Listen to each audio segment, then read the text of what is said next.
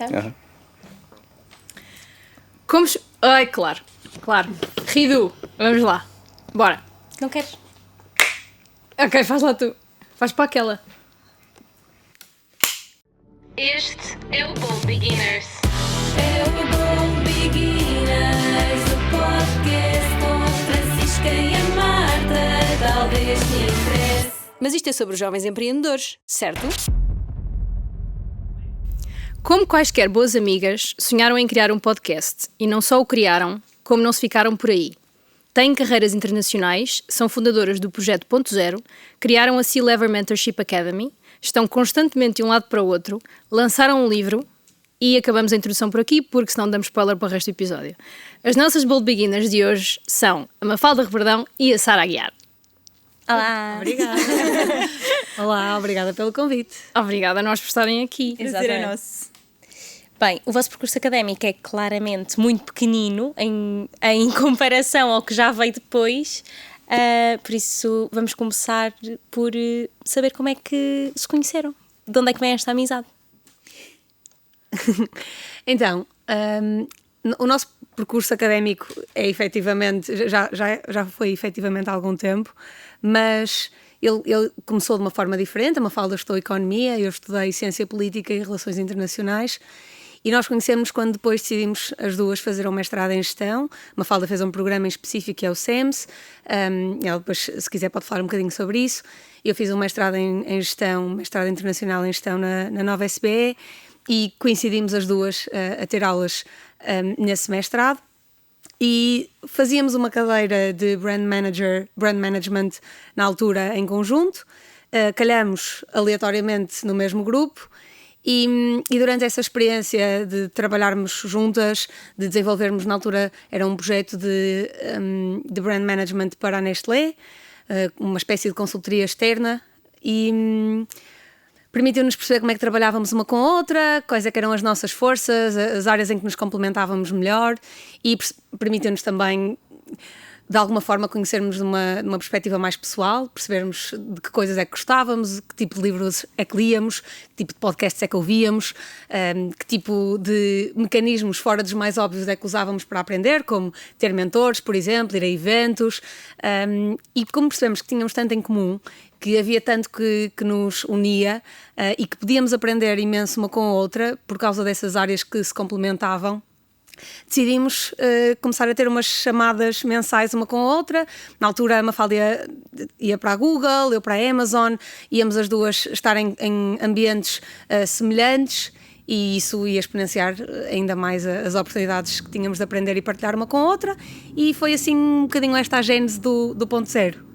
Portanto, vocês estavam na mesma turma, fizeram o trabalho e depois foram trabalhar em separado, mas continuaram a dar-se. Sim, continuamos a conversar de uma forma muito intencional, com estas chamadas mensais no nosso calendário, em que o objetivo era discutirmos como é que as coisas estavam a correr, que desafios é que estávamos a encontrar, que ferramentas é que estávamos a usar para os ultrapassar.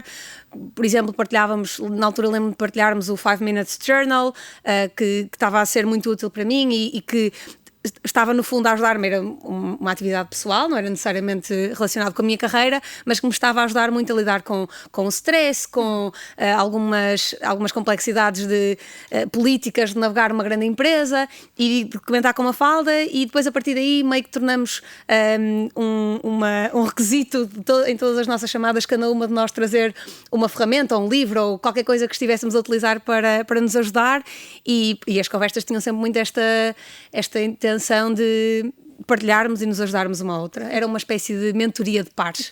Então o Ponto Zero surge, ou seja, vocês já faziam o Ponto Zero e depois só começaram a publicar. Na verdade, foi um bocadinho mais do que isso, ou seja, foi mais intencional do que simplesmente publicarmos o Ponto Zero.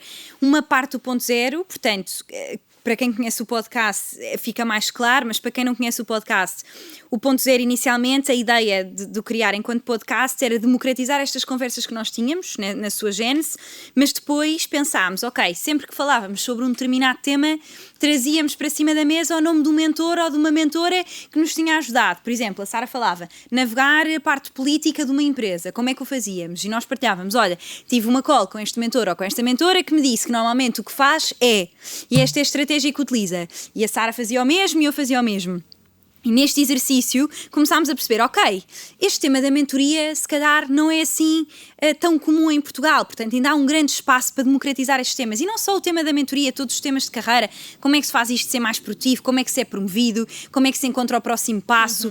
Isto tudo são questões que a maioria das pessoas, e não só jovens, se bem que nós na altura achávamos que o nosso público era maioritariamente jovem após depois algumas experiências termos percebido que abrangíamos uma maior franja deste processo de navegação de carreiras, era exatamente democratizar estes temas porque pareciam sempre inacessíveis e nós também falamos muito nisso e depois podemos falar um bocadinho no livro. Estes temas de carreira parecem sempre inacessíveis a toda a gente, como é que se começa uma empresa, como é que se começa um projeto, como é que se faz o projeto acontecer, como é que se tem o buy-in de um stakeholder. As pessoas não sabem como é que estas coisas se fazem, por norma há sempre alguém que já fez antes, portanto podemos aprender com essa pessoa e nós acreditamos as duas muito nesta ideia de aprender com a aprendizagem dos outros, porque exponencia a nossa, portanto, acaba por ser um catalisador e multiplicador das aprendizagens de outra pessoa para o seu bem e para o nosso e de outras pessoas.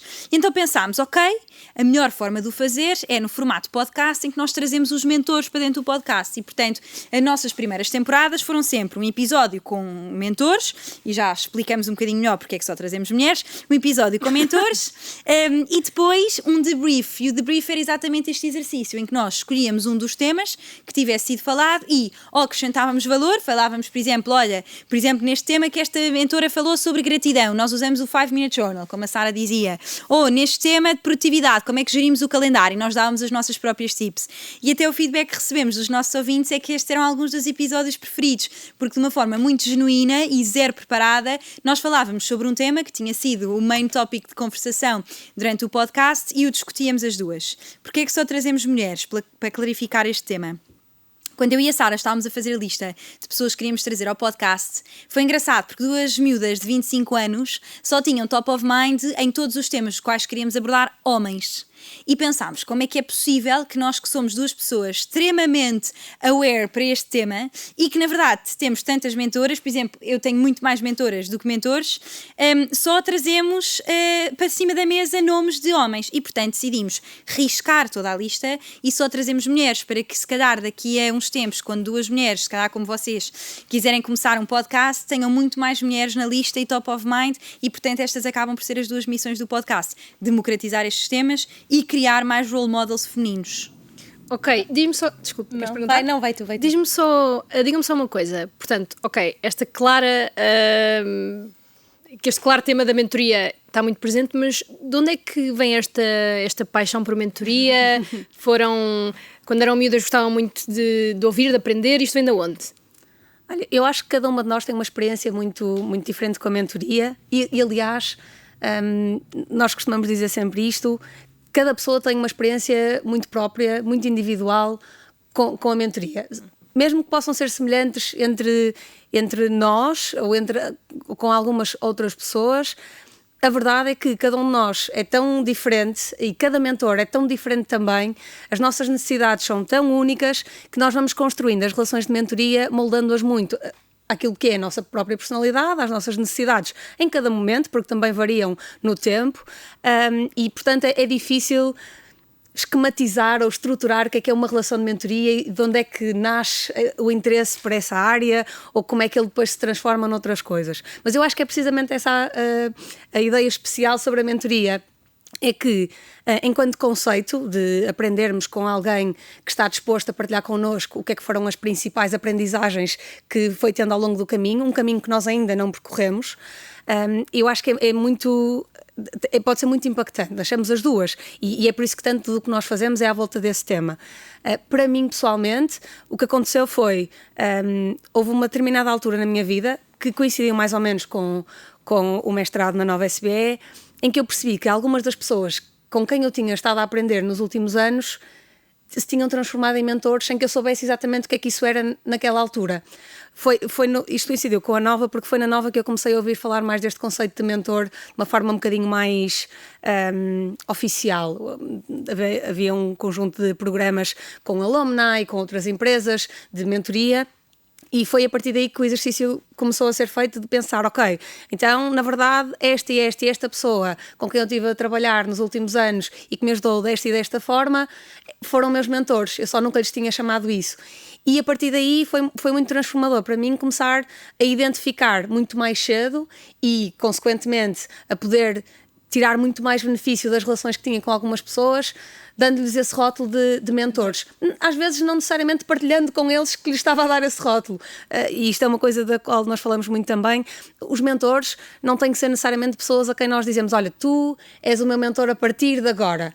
Ou até aqui tu foste meu mentor e agora já não és. Às vezes são só pessoas com as quais nós gostamos de falar com alguma recorrência, às vezes essa recorrência é maior, outras vezes é menor, e gostamos tanto de falar com elas porque aprendemos muito com aquilo que elas partilham connosco, porque elas também têm essa generosidade de estruturarem os seus pensamentos, as suas aprendizagens e de nos apresentarem essas aprendizagens de uma forma que sabem que vai ser construtiva para o nosso próprio percurso. E os mentores podem ter muitos formatos, podem ser de diferentes áreas. Há pessoas que têm mentores que são extremamente parecidos com eles porque acham que eles estão a percorrer um caminho que essas pessoas também queriam eventualmente percorrer e, portanto, esses mentores podem indicar-lhes qual é que é esse caminho. Há pessoas que procuram mentoria de pessoas que são extremamente diferentes deles e que, por isso, sabem que quando lhes apresentam um desafio pelo qual estão a passar, essa pessoa vai apresentar-lhes uma perspectiva que sozinhos provavelmente nunca teriam, e portanto tem muitas diferenças. No meu caso, eu acho que houve um conjunto de pessoas, antes de eu saber o que era um mentor, que se transformaram em meus mentores. A pessoa com quem eu comecei a trabalhar quando ainda trabalhava em part-time para, no fundo, suportar as minhas despesas em Lisboa, e que acabou por aceitar dar-me este emprego sabendo que não tinha a menor qualificação para fazê-lo, mas acreditando que eu tinha a vontade de aprender e me foi ensinando imenso sobre a importância dos detalhes, sobre a estratégia de negócio. Depois, entretanto, eu fui convidada para cofundar uma startup com um empreendedor que ele próprio sabia que eu não tinha experiência nessa área e aceitou correr esse risco comigo, sabendo que ele próprio também tinha que me mentorar muito mais do que liderar, por exemplo, e depois, entretanto, foi se tornando crescentemente importante porque foi assumindo papéis cada vez mais determinantes na minha carreira. Enquanto eu trabalhava na Amazon, foram as minhas mentoras que serviram de minhas sponsors para depois me fazerem chegar a oportunidades a que eu provavelmente não teria acesso se elas não tivessem trazido o meu nome para cima da mesa naquelas salas. Foram elas que me ajudaram a identificar os projetos certos para trabalhar, para estar bem posicionada para quando esse momento chegasse e eu poder aproveitá-lo. Portanto, eu acho que foi um bocadinho isso, mas Mafalda, não sei se queres partilhar a tua experiência. Já é um mega deep dive no conceito de mentoria. Já passamos à parte o capítulo da mentoria no livro. Tenho só mais uma pergunta ainda sobre a mentoria, que é, vocês têm uma definição para aquilo que é um mentor? Tipo, têm uma fórmula, digamos assim? Ou é um conceito livre para vocês? Eu acho que é muito pessoal também. Eu concordo. Sim. Aliás, no fundo acho que isso é o sumário perfeito daquilo que eu acabei de dizer, de uma forma muito mais concisa e insightful, porque é de facto, eu acho que a mentoria parte sempre do princípio de haver alguém que partilha os seus ensinamentos com alguém que quer aprender com os ensinamentos de outra pessoa. Agora, níveis de senioridade, recorrência das vezes em que estas pessoas conversam uma com a outra, tudo isso é bastante livre e acaba por ser muito dependente do que cada pessoa procura e do que a outra pessoa está disposta a oferecer.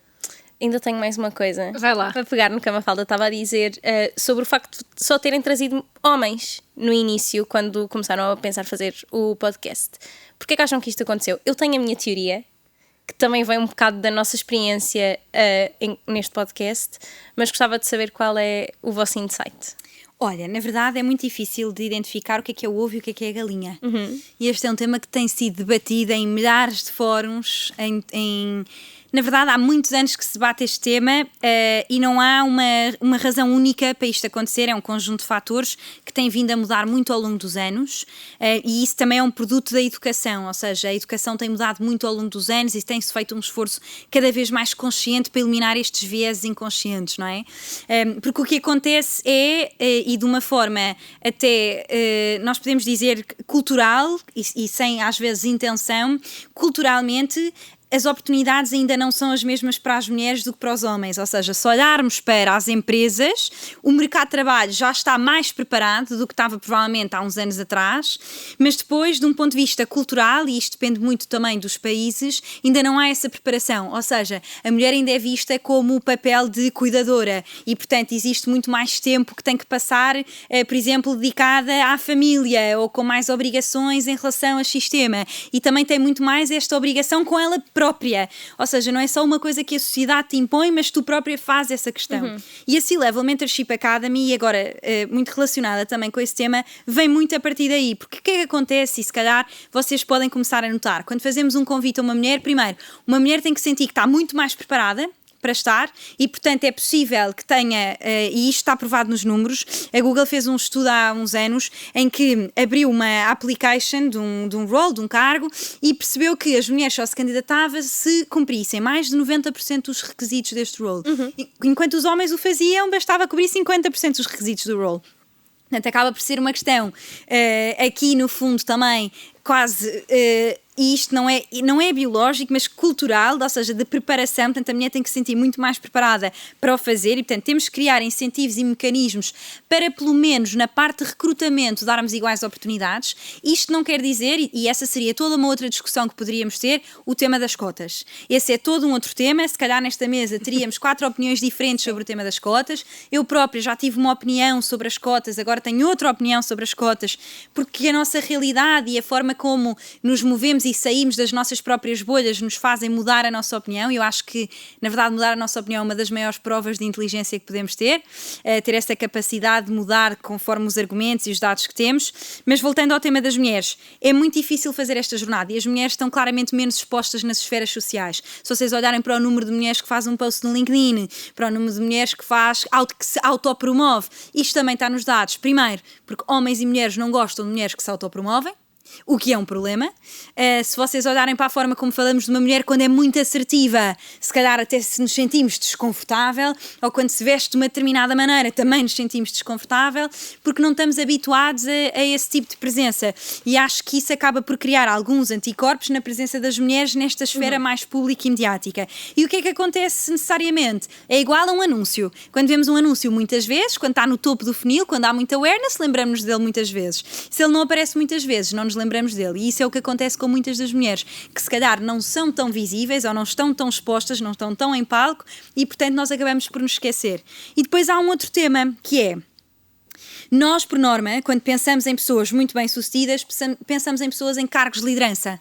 Pessoas que estão a representar de alguma maneira ou que lideram organizações, lideram equipas. E o que nós vemos é que há menos mulheres em cargos de liderança do que homens. E nós percebemos isto, e esse foi o motivo pelo qual criámos a C-Level Mentorship Academy, porque percebemos que nos primeiros 3 anos de carreira, 3 a 10 anos de carreira, as mulheres perdem vontade ou ambição de chegar a cargos de liderança. E começámos a pensar porque é que isto acontecia. E a McKinsey faz um estudo todos os anos, é um estudo global e que depois basicamente pega em empresas nas suas sucursais locais para perceber como é que esses dados se refletem localmente, e fez um estudo em Portugal que se repete todos os anos, que é o Women Matter, em que coloca isto preto no branco, ou seja, mostra através dos dados que a partir dos primeiros 3 anos de carreira as mulheres perdem ambição. Isto chama-se Leadership Ambition Gap. As mulheres deixam de ter ambição de chegar a posições de liderança e, portanto, nós começámos a perceber como é que nós, que eventualmente também nos nossos primeiros 3 anos de carreira nos deparámos com a questão: será que eu quero ser mãe e estar estas horas todas a trabalhar numa empresa? Será que realmente chegar à posição de liderança compensa o tempo que vou perder na minha família? Será que eu vou conseguir gerir? Can I have it all? Esta pergunta que se calhar as mulheres fazem mais a si próprias. Can I have it all? E então decidimos nós de alguma forma também contribuir para isto, pegando em mentores, mulheres e homens, porque achamos que o problema não se resolve falando só com as mulheres, porque na verdade quem está nas posições de liderança a decidir quem é que é o próximo executive board, quem é a próxima mulher numa posição de liderança, é um homem. E portanto é muito importante pegar nesta fração do jogo e mostrar-lhes quais é que são as dificuldades que uma mulher no início de carreira passa para chegar a uma posição de liderança, como é que eles podem mentorar estas mulheres e tal e qual como a Sara explicava, mostrar-lhes como é que chegaram à posição de liderança através das suas experiências, dos seus erros, aprendizagens, etc. E depois, mais que tudo, resolver um problema crónico que as empresas nos diziam, que é: queremos recrutar para uma posição e não temos um pipeline de mulheres. Então nós agora temos aqui um pipeline até 2025 de 500 mulheres, onde podem recrutar mulheres para posições de liderança. foi tão completo que eu, entretanto... É melhor porque não tens de fazer perguntas, não é? Não, isto de facto assim é fácil. Queria-te só perguntar, Mafalda, porque nós lemos num artigo, isto vem de acordo com aquilo que estavas a falar, que é, tu disseste que não é a falta de talento, é a falta de descaramento. Isto apareceu em todas as headlines que eu pesquisei, headlines. era logo tal. Procura-se uma fala de Clickbait. bordão em Sara Aguiar e é só isto. É só isto. Pronto, que vem no fundo de acordo com aquilo que tu dizes, que é preciso educar e de facto se educarmos chegamos lá. Olha, eu ouvi essa frase pela primeira vez aos 19 anos. Foi o meu primeiro empregador que a disse, na verdade. A primeira empresa onde eu trabalhei chamava-se Spark Agency. A minha primeira mentora foi uma das sócias da Spark Agency, portanto eram 2 sócios, uma delas era a Tânia. E foi um dos meus mentores que disse isto e que dizia com muita convicção que era o problema de Portugal, de facto, não era falta de talento, era falta de descaramento. E o que a frase em si quer dizer, porque pode ter muitas leituras, é exatamente: Portugal tem muito talento, muitas skills, ou seja, as hard skills são fortíssimas, mas depois falta este descaramento que nós temos, e não só neste projeto, mas em outros projetos que já lançámos e iremos lançar, de chegar ao pé de uma pessoa, seja ela quem for, olha, por exemplo, o presidente, e dizer: olhem, gostávamos muito que isto acontecesse, achas que era possível? E isto depois foi-se solidificando, pelo menos na minha experiência enquanto pessoa e profissional, porque a minha mãe sempre me disse uma coisa que eu adoro, que é: o não está garantido, porque quer tu perguntes ou não, o não está lá. Portanto, mais vale perguntar, porque assim pode vir um sim ou não. E isto foi-se tornando cada vez mais evidente, porque... imagina, repara, o presidente, um primeiro-ministro, um CEO de uma empresa, a minha manager, todas estas pessoas são pessoas iguais a outras, que também te fizeram fazer o mesmo caminho, também têm os mesmos problemas quando chegam a casa e deitam a cabeça na almofada. São pessoas exatamente iguais. Porquê que temos tanto esta reserva de fazer uma pergunta? Eu acho que é muito importante fazer este exercício, e aí é que está o segredo de trazer valor para cima da mesa. Não é sobre fazer a pergunta, porque mandar uma mensagem no LinkedIn ou fazer uma abordagem a alguém, toda a gente pode fazer. A resposta tem mais a probabilidade em vir um sim se nós de facto trouxermos valor para cima da mesa, e aí é que está a diferença. E achas que, fala ou Sara, que essa parte da educação e ser uma coisa cultural, acham que Portugal está atrás do resto? Eu acho que, na verdade, é um problema geracional. Eu acho que Portugal não está necessariamente nem à frente nem atrás, ou não tenho nenhum dado neste momento que me diga que Portugal está à frente ou atrás em algum tema relacionado com esta parte da descaradez, se é isso que te estás a referir. Ou seja, eu acho que há pouco envolvimento no geral da parte dos jovens nas tomadas de decisões, nos lugares de liderança. Há muito espaço para fazermos melhor mundialmente, ou pelo menos na realidade que nós conhecemos melhor, que é a europeia, nesse sentido. E isto acontece porque aconteceram algumas mudanças geracionais na nossa sociedade nos últimos anos que nos tornaram, por exemplo, numa geração muito bem qualificada, com muito mais acesso, por exemplo, ao ensino superior, a viajar, a conhecer outras culturas, a trabalhar de perto com outras pessoas que são muito diferentes de nós e com as quais nós podemos aprender sobre coisas que, quando os meus pais têm dificuldade em sair de Santa Maria da Feira durante toda a vida deles, eles não estão simplesmente dispostos a ir, portanto, não podem conhecer, não têm uma forma de aprender com isso. E a nossa geração teve a sorte, em grande medida, de ter acesso a algumas destas coisas que se calhar, ao darem-nos mais mundo, ao permitirem-nos conhecer uma realidade que é diferente e que nos permite também sonhar mais alto, ter uma ambição muito mais forte, nos dá esta vontade de nos querermos aproximar dessas pessoas, nos dá esta ousadia de mandarmos uma mensagem e perguntarmos: olha, como a Mafalda dizia, eu gostava muito que isto acontecesse, achas que era possível? Ou eu gostava muito de te ouvir falar sobre isto, ou gostava muito que tu me contasses sobre como é que foi a experiência A, B ou C. Porque nós já conhecemos algumas outras pessoas que de alguma forma foram fazendo esta partilha connosco também, e portanto sentimos-nos mais capazes de contribuir, de trazer este valor para cima da mesa de que a Mafalda falava, e que eu acho que é um ponto muito importante nisto também. Eu acho que culturalmente, nós os portugueses, e isto é uma coisa que te posso dizer, não com base num estudo científico, mas com base na minha própria experiência, e sei que também é um bocadinho da Mafalda e de algumas das outras pessoas que nós conhecemos e que vivem fora, que é nós, do ponto de vista de trabalho, temos uma cultura de esforço, de colocar aquilo que é preciso para que as coisas aconteçam, de apresentarmos mais soluções do que problemas. Nós temos muitas vantagens neste sentido que nos foram quase incutidas culturalmente. Também temos alguns desafios, alguns problemas, como todas as outras nacionalidades e todas as outras pessoas. Mas a verdade é que se calhar podemos beneficiar um bocadinho mais disto ou tentar tirar proveito mais desta percepção que na verdade as outras pessoas também têm sobre os portugueses enquanto trabalhadores, de que somos esforçados, de que estamos disponíveis a colocar as mãos à obra, a fazer as coisas, a mostrar este valor, a criar este valor. Porque criando este valor, e este valor eu acho que aquilo que a Mafalda se referia é quando nós, por exemplo, estamos a ter uma conversa e sabemos que estamos a aprender com outra pessoa, mas também sabemos o que é que aquela pessoa, fizemos um trabalho de casa, preparamos e sabemos o que é que aquela pessoa pode retirar do nosso lado também. Às vezes é tão simples quanto estruturar uma opinião sobre um assunto que sabemos que aquela pessoa gostava de ouvir simplesmente porque ela vem de alguém que de alguma forma dá voz à nossa geração ou que teve a experiência A, B ou C e que por isso pode ter uma visão diferente das coisas.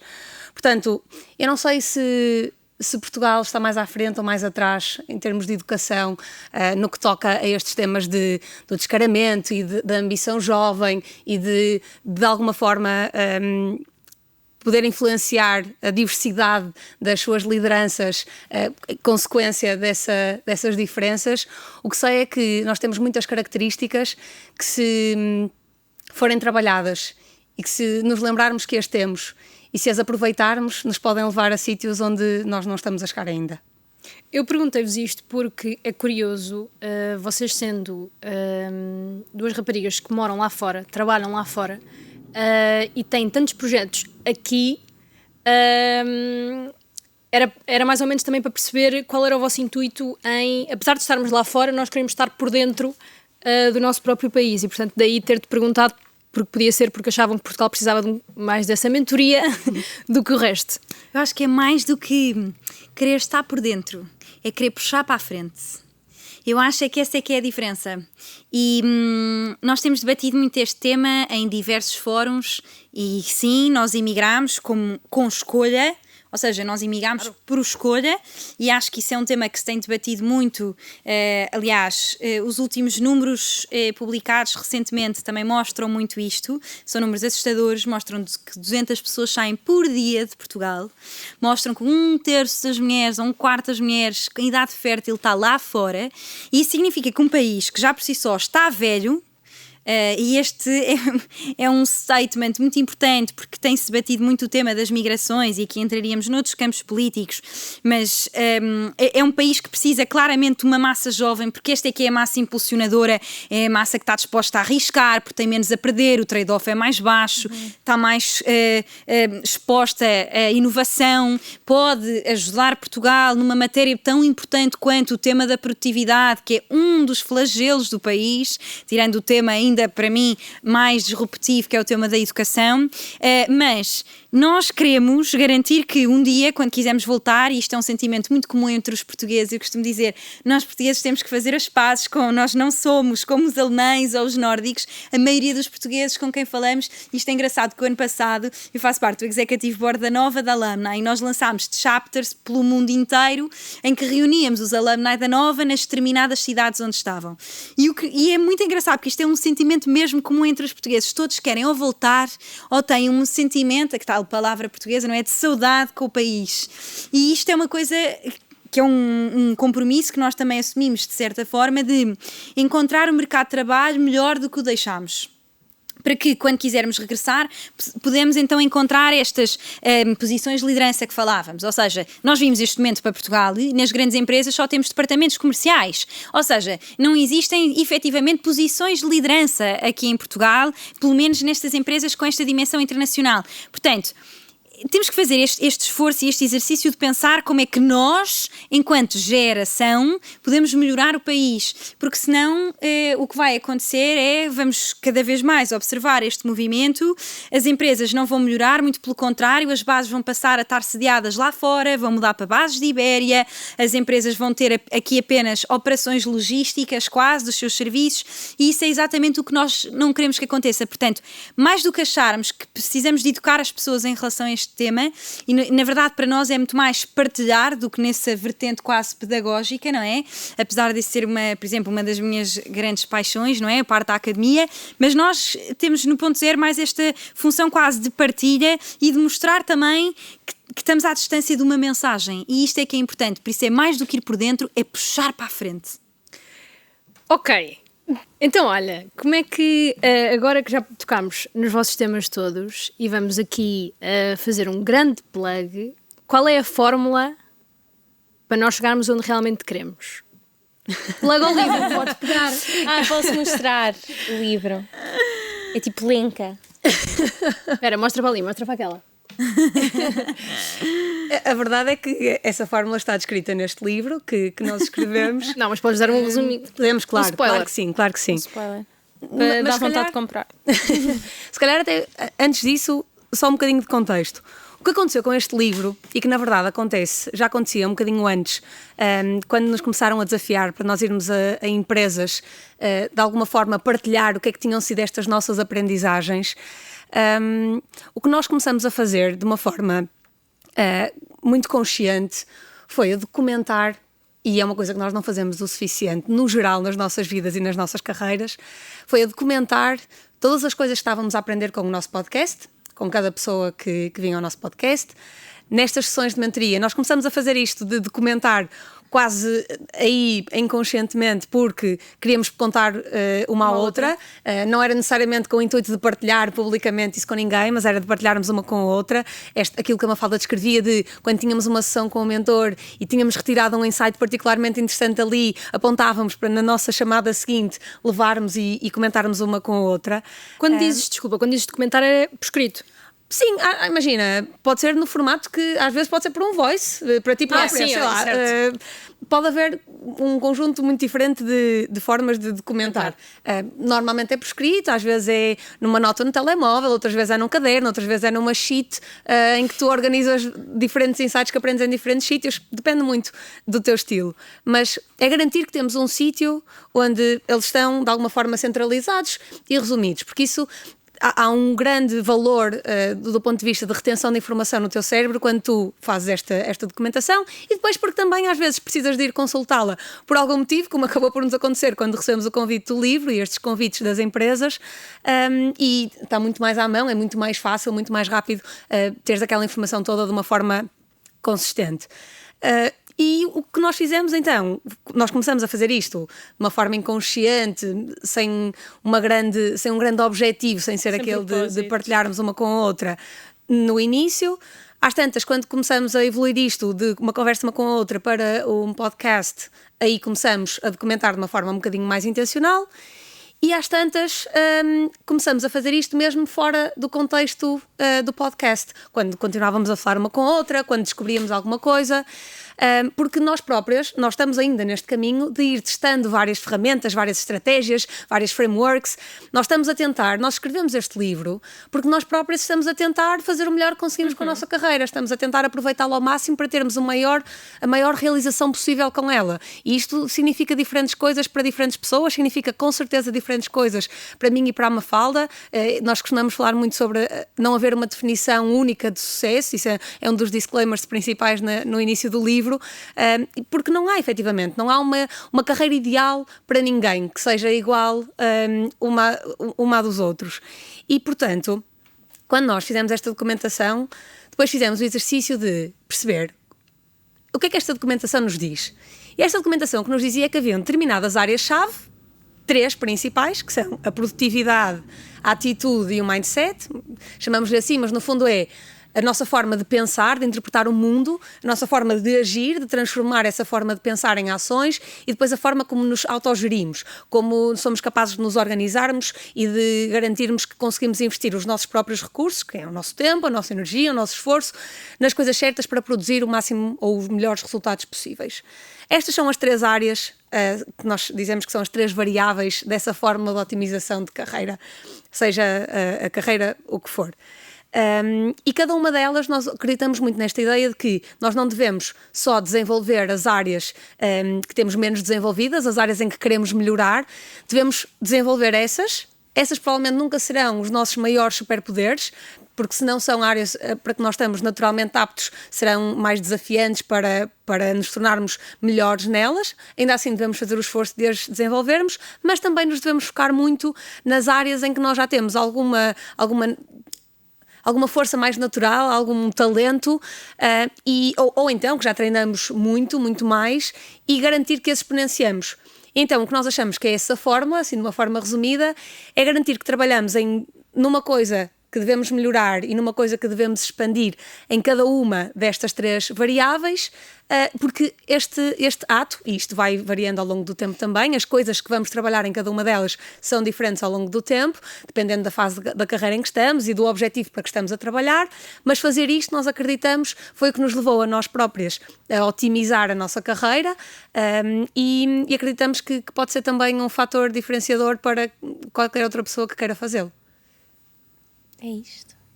É isto, tens a dizer esta resposta. Sim. Foi insightful demais. Acho que, é assim, eu acho que isto é um ótimo segue para a minha pergunta preferida. Vai que é teu. Posso? Claro.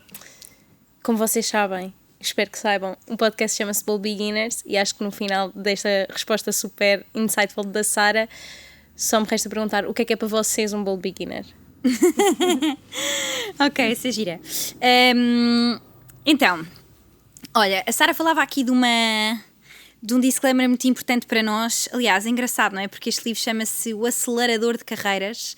Mais uma vez? O que pode parecer o que pode parecer que na verdade estamos aqui quase numa corrida para tentar retirar o maior partido da carreira, mas este livro é muito mais sobre termos as ferramentas que nos permitem extrair dela o melhor para nós enquanto, mais do que profissionais, pessoas. Eu acho que esta é que é a missão ao final do dia, não é? Porque ao final do dia, empresas vamos mudar muitas vezes, acho que não é sobre acho que não é sobre se vamos sair, é sobre quando vamos sair. Eventualmente, nem que seja para a reforma, havemos de sair da nossa empresa, não é? Isso só significaria que a empresa ou estava a fazer um ótimo trabalho ou nós um péssimo, se não saíssemos da empresa. Mas acho que é muito mais sobre como é que nós podemos ir adquirindo ao longo do tempo, e nós costumamos usar quase foi das primeiras alegorias que nós usámos, este percurso quase como uma subida de uma montanha, que em 2025 quer subir o Kilimanjaro, portanto, esta subida de uma montanha como a produtividade e esta parte que nós trabalhamos das ferramentas, como é que nós fazemos esta subida até à montanha, e depois o mindset, como é que nos rodeamos do círculo de pessoas que nos ajuda a fazer este caminho. Isto é quase uma alegoria para a vida que nós vivemos. Encontramos pessoas que nos puxam para sermos melhores, que nos fazem aproveitar a vida e o que ela de melhor tem, porque de facto, ao final do dia, para isso estamos aqui, para aprender, para aproveitar e para trazer valor aos outros e impactar outras pessoas. E portanto, o que é um bold beginner? E esta é uma coisa gira. Um bold beginner não é só uma pessoa que começa a sua carreira. Um bold beginner é uma pessoa em qualquer momento da sua carreira. Pode ser um bold beginner no início, pode ser um bold beginner no meio da tua carreira. E nós falamos sobre isto de ser intraempreendedores ou empreendedores. E muitas vezes as pessoas acham que para ser um bold beginner, se calhar tens de começar a tua empresa ou montar uma startup, e aquela ideia romântica de ter um unicórnio ou trabalhar neste mundo que não é assim tão romântico, do empreendedorismo. Mas há muitas outras formas de ter este movimento bold, de ser ousado. Dentro da tua empresa também o podes fazer. Analisa quais é que são os processos, as coisas que não estão a correr bem dentro da tua empresa, propõe uma solução. Traz soluções para cima da mesa, faz backup em data, percebe o que é que já foi feito, vai a outras empresas e steal with pride e rouba com orgulho. Se isto está a funcionar noutro sítio, porque é que vamos reinventar a roda? Se a vossa equipa tem um problema, se a tua equipa tem um problema e a tua equipa está a fazer bem, porque é que vocês não vão a esta equipa e roubam melhor? melhor. Isto é ser um bold beginner. Às vezes não é preciso muito para ter uma atitude bold. Às vezes é só perceber o que é que não está a funcionar and fix that. E isso é uma coisa que uma das minhas mentoras dizia muito, que é find gaps and close them. Encontra o que é que não está a funcionar, o que é uma distância e fecha. E isto pode ser em qualquer área. Melhor se o fizeres em áreas que amas. E isto é uma das coisas que nós temos feito. Nós, de facto, sentimos que não trabalhamos horas extra, apesar do ponto zero ser à parte dos nossos full-time jobs, não é? Somos duas pessoas também com interesses e áreas de atuação muito diferentes, mas encontramos esta paixão comum, não só de, no fundo, ajudar e contribuir com as nossas experiências e muito com as nossas falhas. Eu pelo menos, falho imensas vezes, e mostrar a outras pessoas como é que ultrapassámos e fizemos isso, e isto também acaba por ser a nossa tentativa de ser um bocadinho bold e, se calhar, todos os dias começar. Como dizia a primeira empresa da Sara e como dizia muito bem, it's always day one, não é? É sempre dia 1 na Amazon. Pronto, e essa é também a ideia de um bold beginner, é sempre o começo. Por isso eu acho que não tens que estar no início da tua carreira para ser um bold beginner. Portanto, se alguém nos está a ouvir, está no meio da carreira, ou se calhar está no que acha que pode ser o final da carreira, se calhar no final da carreira é que vai descobrir o que é o seu Dá bold aquele beginner boom. move. Yeah. E vocês são bold beginners? Digam-nos vocês. Não, isto é uma pergunta que Vocês estão aqui, por isso, em princípio, Boa técnica, a Sara, nossa responder uma resposta já pergunta. está. Uma pergunta. Acho que tentamos ser. E tentamos sê-lo todos os dias, como a Mafalda dizia. E acho que vamos continuar a tentar sê-lo até ao final das nossas carreiras. Até ao final, provavelmente, dos nossos dias. Portanto, eu diria que sim, que estamos a tentar ser. Terminamos com este ar assim quase heavy, não é? Não, meio tenso, meio meio tenso. tenso. Os teus Vamos olhos. terminar até ao final Sim. da nossa vida continuar a ser bold beginner. Meio tenso, mas inspirada. Saio daqui Inspiradíssima. Inspiradíssima. Pronto, meninas, vamos ficar por aqui. Acho que isto tinha pano para mangas. Não podíamos ficar aqui 2 Nós horas. temos que ficar aqui 2 horas.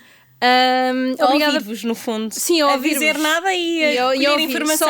Só a reter. Yeah. Obrigado por terem vindo, obrigado por terem tirado tempo do vosso calendário para virem aqui, para falarem com as pessoas, para partilharem. E pronto, esperemos que haja tempo numa próxima vez para fazer um segundo episódio. Com Foi um prazer. Com um segundo livro, com um terceiro, logo se vê. Com o Marcelo. Com melhores dados. E pronto, obrigada. Obrigada a nós. Muito obrigada. Foi um prazer. Obrigada. Este é o Bold Beginners. É o Bold Beginners, o podcast com a Francisca e a Marta. Talvez te interesse. Mas isto é sobre os jovens empreendedores, certo?